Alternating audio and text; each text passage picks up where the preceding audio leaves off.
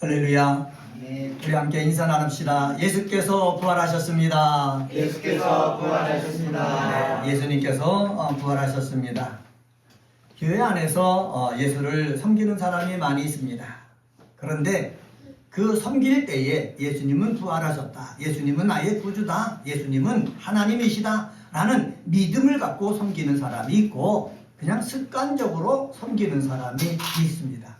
우리 은혜가 꽃피는 교회에 나와서 우리 섬기는 우리 그리스도인들은 그냥 습관적으로 섬기는 사람이 아니라 예수는 그리스도다, 예수는 부활하셨다, 이 예수님이 심판하러 오신다 라는 그 믿음을 가지고 바로 섬길 수 있는 믿음의 사람이 되어지기를 주의 이름으로 간절히 축원합니다.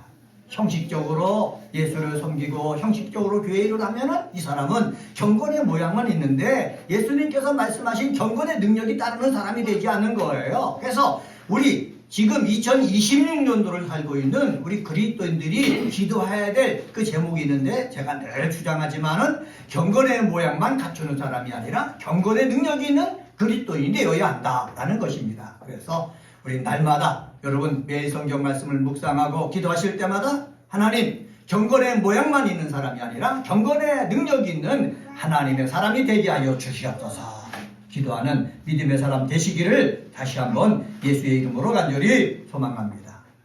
부활주일 오늘 본문에는 막달라 마리아가 나옵니다. 막달라 마리아와 예수님과 천사들과의 대화를 살펴보면서 오늘 예수 섬김과 예수 부활의 믿음을 같이 하라 라는 제목으로 말씀을 전하겠습니다. 한번 따라서 해봅시다. 예수 부활, 예수 섬김과 예수 부활의 믿음을 같이 하라. 예, 내가 예수님을 섬긴다는 거죠. 그러면은 섬김만이 있는 것이 아니라 예수 부활을 믿는 그 믿음과 같이 합하여 섬겨 나갈 때에 우리의 섬김이 하나님의 영광을 드러내는 것이고 또 우리의 영육간에 도움이 되는 것입니다. 그러면 첫 번째로 예수 섬김과 예수 부활의 믿음을 같이 하기 위해서 먼저 우리 예수님의 뜻을 알아야 되는 거예요. 예수님의 뜻이 바로 뭐냐? 예수 섬김과 예수 부활의 믿음이 같기를 우리 예수님은 원하신다는 거예요. 한번 따라서 해봅시다. 예수님은 원하십니다. 예수 섬김과 예수 부활의 믿음이 같기를. 예수 섬김과 예수 부활의 믿음이 같기를 우리 예수님은 원하십니다. 11절에 보십시오. 11절에 보면은 이렇게 성경은 말씀합니다. 마리아는 무덤 밖에 서서 울고 있더니 울면서 구부려 무덤 안을 들여다봤다. 성경에 기록되어 있습니다. 마리아는 누굽니까? 예수님을 사랑스럽게 섬긴 사람입니다. 예수님에게 은혜 받았습니다. 그 은혜가 너무 귀한 것입니다. 예수님의 말씀을 통해서 은혜 받았습니다. 그 은혜가 정말로 귀한 것입니다. 이렇게 귀하게 여겼던 이 마리아는 예수님이 복음을 증거하러 다니실 때마다 예수님을 쫓아다니면서 예수님을 섬겼습니다. 언제까지? 예수님이 잡히셔서 십자가 달려 고통스럽게 죽으실 그때도 이 마리아는 그 십자가 밑에서 예수님을 바라봤습니다. 그리고 언제까지? 예수님이 죽으셔서 무덤에 묻히셔서 사흘이 지나서 냄새가 나는 그 순간까지 마리아는 예수님을 섬기는 그 삶을 살고 있었습니다. 예수님이 살아있으나, 예수님이 죽었으나, 예수님이 무덤에 묻혔으나 상관없이 마리아는 무슨 삶을 살고 있었다? 예수님을 섬기는 삶을 살고 있었다라는 사실입니다. 이것만 보면 얼마나 귀한 여인입니까? 그런데 예수님의 눈에는 예수님만 잘 섬긴다고 해서 귀한 것이 아니라 믿음을 가지고 섬기는 것이 귀하다라는 사실입니다. 목사가 설교를 잘하는 것이 귀한 것이 아니라 예수님은 부활하셨다, 예수님은 다시 심판하러 오신다 라는 이 믿음 가지고 목회 일을 하는 것이 하나님 앞에 귀하고 예수님은 귀하게 여기시지, 뭐 하는 것이 잘해서 귀하게 여기시냐? 그게 아닙니다. 우리 성도들도 마찬가지입니다. 주님을 섬기는 거, 헌금 많이 하는 거 뭐 귀하게 여기신다고 생각하지 마시고, 그렇게 섬기는 것만큼 예수 부활에 대한 확실한 믿음을 가지고 섬기는 것을 우리 예수님은 더 뭐 하신다? 원하신다라는 사실입니다. 이 예수님께서 이렇게 원하시는 것은 누구로부터 들은 것입니까? 하나님 아버지로부터 들은 거예요. 예수님은요, 하나님의 뜻을 이 땅에 이루기 위해 오신 분입니다. 그리고 그 뜻을 이루기 위해서 기도하면서 하나님의 뜻을 묻고 그리고 그 하나님의 뜻에 응하기 위해서 하루하루를 살아가신 분입니다. 그렇게 해서 십자가 달려 죽으신 분이거든요. 예수님은요, 자신의 삶을 통해서 내가 하나님 아버지를 내가 섬기는 거 요거로만 끝나는 것이 아니고 늘 하나님 하시는 그 말씀, 아버지 하시는 말씀, 아버지 인도하신 그 뜻에 따라서 같이 행동했기 때문에 하나님이 기뻐하시다라는 것을 우리에게 보여주신 것입니다. 이 예수님이 보여주신 이 믿음이 저와 여러분 속에 있게 되어지기를 주의 이름으로 간절히 축원합니다. 예수님을 잘 섬겼던 마리아가 예수님이 무덤에 묻히셨잖아요. 그 무덤가에 와가지고 예수님의 시체가 없어진 것을 보고 성경에 뭐라고 그러냐, 서서 울고 있더니 울면서 라는 말을 사용하고 있습니다. 예수님께서는요, 주의 제자들에게, 사도들에게 말씀하셨거든요. 내가 고난을 당하겠다, 능력을 받겠다, 그리고 죽겠다. 그런데 죽는 것으로 끝난 것이 아니라 사흘 만에 다시 살아나겠다. 예수님의 가까이 있는 사람들에게 예수님께서 자꾸자꾸 가르쳐 주셨거든요. 그 가르침을 제자들은 들었습니다.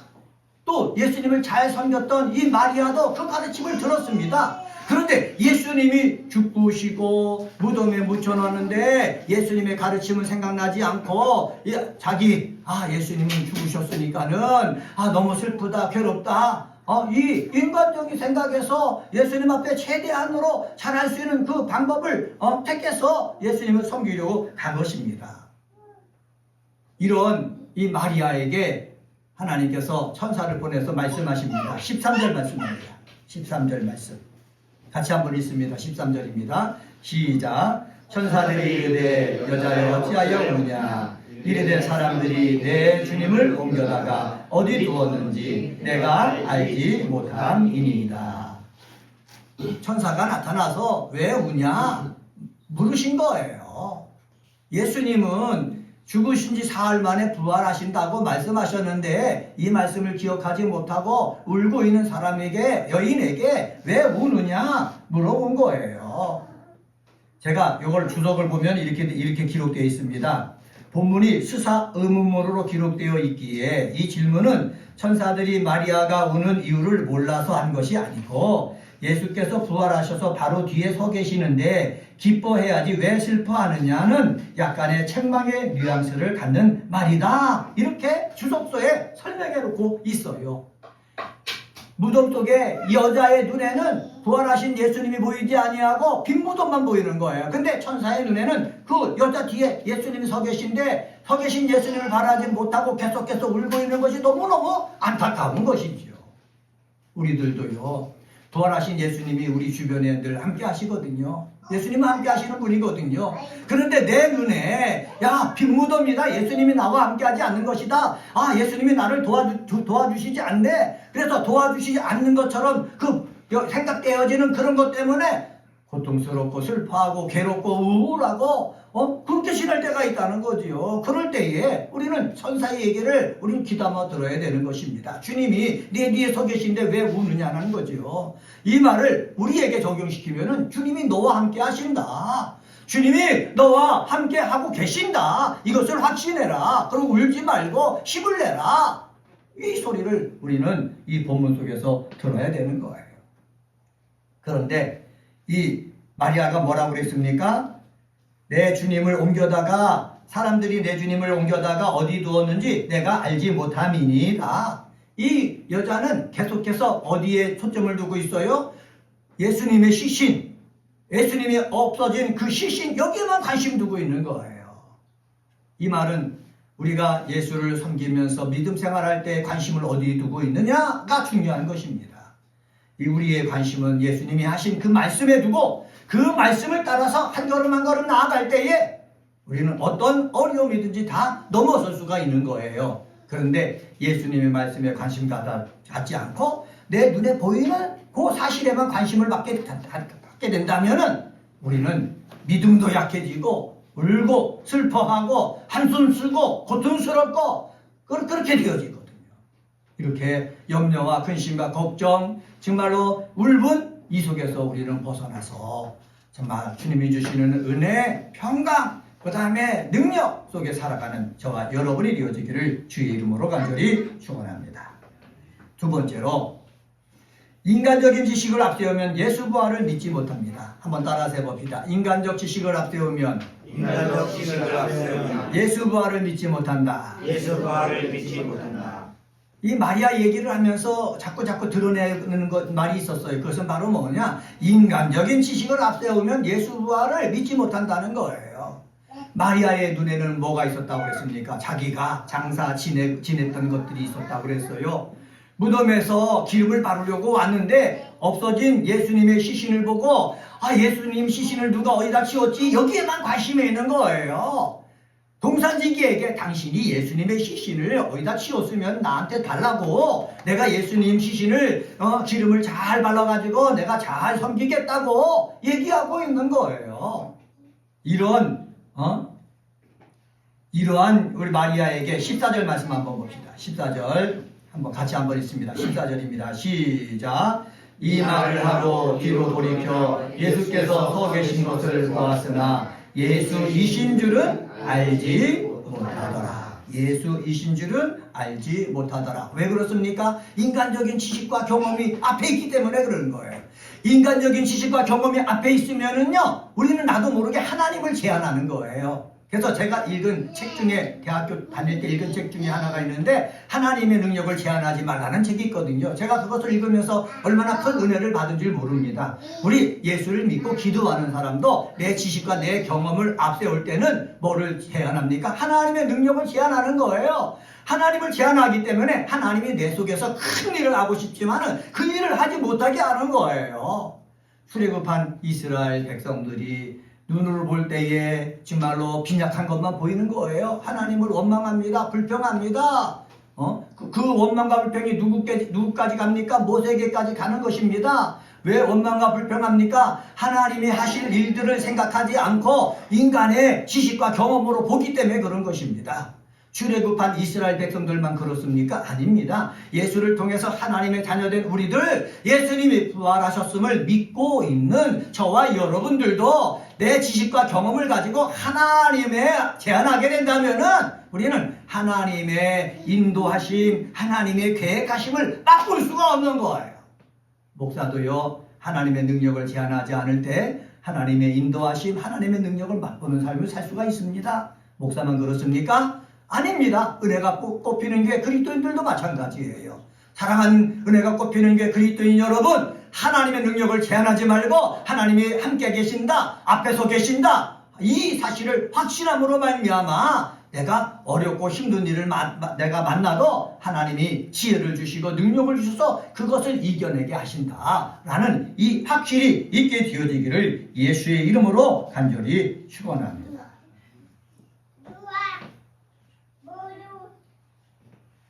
육신으로 부활하신 예수를 마리아는 직접 만났어요. 예수에 대한 사랑과 열심이 있었음에도 불구하고 예수님을 만났는데 예수 부활에 대해서 알지 못한 이 한 여인, 이 여인의 신앙을 우리 예수님은 치유해 주길 원하신다는 것을 본문을 통해서 알 수가 있습니다. 내가 이제까지 내 지식과 경험 때문에 하나님을 제한했더라도 우리 주님은, 부활하신 주님은 제한한 삶을 살았던 나에게 다가와서서 이 제한하는 것을 뛰어넘어서 제한하지 말고 사람은 죽었다가 다시 살아날 수가 있다. 그리고 승천해서 하나님 보좌의 우편에 올라가실 수가 있다. 그리고 승천하신 분이 다시 재림하실 수가 있다. 라는 어떻게 해요? 이 신앙의 문제를 더욱더 해결하고 확신 갖는 그러한 믿음의 사람이 되기를 원하신다라는 사실을 기억하시기를 주의 이름으로 간절히 축원합니다. 이러한 하나님의 능력을 제한하는 것에서 넘어서는 것이 없다면은 그 사람은 종교인에게 불과한 거예요. 경건의 모양만 찾고 있는 사람에 불과한 거예요. 우리는 종교인을 넘어서고 경건의 모양만 갖추고 있는 사람을 넘어서 가지고 예수님께서 인간의 지식과 경험을 넘어서 예수의 부활을 믿고 전하기를 원하셨던 것처럼 우리도 그렇게 예수 부활을 믿고 전할 수 있는 믿음의 사람 되시기를 예수의 이름으로 간절히 축원합니다. 마지막 세 번째로 예수 부활을 확신하여 예수 부활을 전하는 자가 되기를 원하십니다. 한번 따라서 해봅시다. 예수 부활을 확신하여 예수 부활을 전하여 예수 부활을 전하는 자가 되라. 예수 부활을 전하는 자가 되라. 17절 말씀입니다. 17절 말씀 같이 한번 읽습니다. 시작. 예수께서 이르시되 나를 붙들지 말라. 내가 아직 아버지께로 올라가지 아니하였노라. 너는 내 형제들에게 가서 이르되 내가 내 아버지 곧 너의 아버지 내 하나님 곧 너의 하나님께로 올라간다 하시니라. 아멘. 예수님께서 마리아에게 마십니다. 부활하신 예수님을 보고 예수님을 붙들고 있었거든요. 붙잡고 있었거든요. 그랬더니 예수님이 붙잡고 있지 말아라 라고 말씀하시는 것입니다. 예수님은 이제 앞으로 승천하신다는 거예요. 아버지께로 올라가신다는 거예요. 예수님이 부활하셨다. 부활하신 예수님이 얼마 있다가 하나님 아버지께 올라가신다. 이 사실을 다른 제자들에게 뭐하라고요? 말하라라는 사실입니다. 여러분, 이 말은 무엇입니까? 네가 지금 예수가 정말로 죽어갖고 시신이 없어진 줄 알았는데 부활하신 예수님이 네 앞에 있고 네가 지금 붙들고 있다, 만지고 있다. 그런데 계속해서 만지고만 있지 말고 이것을 알아. 놓고서 내 다른 제자들, 사도들이 있는 그곳에 가갖고 예수님이 부활하셨다는 것을 외쳐라, 전해라 라고 누구에게? 마리아에게 부탁하신 것입니다. 이것은 마리아에게만 부탁하는 것입니까? 아니에요. 저와 여러분에게도 동일하게 부탁하신 것입니다. 이것은요, 예수님과 제자들의 삶을 통해서 찾아볼 수가 있습니다. 예수님이 마지막 6월절에 예루살렘에 올라가서 십자가 달려 죽으시기 전에 베드로와 요한과 야고보를 데리고 변화산성에 올라가서 기도하셨어요. 변화산성의 기도. 여러분 잘 알고 계시죠? 예수님이 기도했습니다. 뜨겁게 기도했습니다. 그런데 제자들은 예수님처럼 오랜 시간 기도를 하지 못하는 것입니다. 제자들은 기도하는 예수님 앞에 따라갔다가 기도하러 따라갔다가 졸고 있는 것입니다. 졸고 있다가 갑자기 보니까는 이 제자들의 눈에 환한 것이 보이는 것입니다. 하늘에서 모세와 엘리야와 예수님이 대화를 하는 것입니다. 그리고 나중에 모세도 사라지고 엘리야도 사라졌는데 누구만 남은 것입니까? 예수만 남은 것입니다. 그 모습을 보고서 베드로도 요한도 야고보도 큰 은혜 속에 빠져들었습니다. 그래서 하는 말이 주님 여기다가 초막셋을 짓고 우리 같이 여기서 삽시다 이렇게 얘기한 것이에요. 왜? 영광을 바라보니까는 엘리야와 대화를 나누고 모세와 대화를 나누는 예수님을 바라보니까는 이것이 너무너무 좋은 것이에요. 그래서 여기서 우리 초막셋을 짓고 여기서 삽시다 그랬는데 예수님은 뭐라고 말씀합니까? 내려가자고 말씀하시는 거예요. 왜 내려가자고 말씀하시는 것입니까? 하나님의 뜻을 행해야 될 일들이 남아있기 때문에 내려가자고 하는 거예요. 내려가시면은 이제 잡히셔갖고 십자가에 달려 죽으실 텐데 내려가시자고 하신 거예요. 왜? 하나님의 일을 하는 것이 중요하기 때문에 그렇습니다. 우리 마리아를 살펴봅시다. 마리아도요, 부활하신 예수님을 만났어요. 얼마나 좋으면은 그를 붙잡고 있겠습니까? 그런데 예수님은 말씀하시는 것입니다. 언제까지만 붙잡고 있겠느냐? 언제까지 황홀경 속에 빠져 있겠느냐? 네가 할 일은 붙잡고 있는 것이 아니라 예수님이 부활하셨으니까는 이 부활하신 예수님을 어떻게 해요? 제자들이 근심과 걱정과 정말로 두려움 속에 숨어있는 제자들에게 가서 전하라는 것이에요. 예수가 부활하셨다. 죽음으로 끝나지 않고 다시 부활하셨다. 이 부활하신 예수님이 다시 하늘보좌로 올라가신다. 전하라는 것이에요. 전하라는 것은 바로 뭐냐? 소망을 주라는 거예요. 힘을 주라는 거예요. 꿈을 주라는 거예요. 그리고 하나님의 뜻을 이루는 삶이 중요한 것을 말해주라는 거예요.